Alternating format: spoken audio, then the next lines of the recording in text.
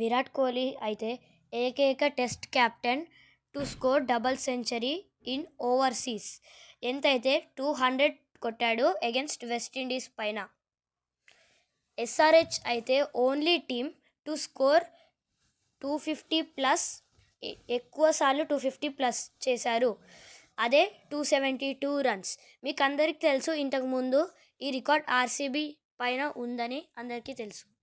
విరాట్ కోహ్లీ అయితే ఏకైక ప్లేయర్ ఎవరైతే సింగిల్ ఐపీఎల్ సీజన్లో 900+ కొట్టాడు.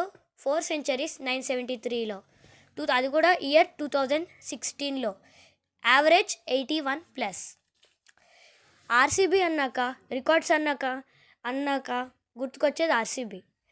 అలాంటి ఆర్సీబీ 2016లో గుజరాత్ లయన్స్ మీద highest partnership between Virat Kohli and AB de Villiers మధ్యలో, ఏదైతే 229 రన్స్. అమిత్ మిశ్రా అనేది ఏకైక బౌలర్, ఎక్కువ వికెట్లు తీసిన బౌలర్.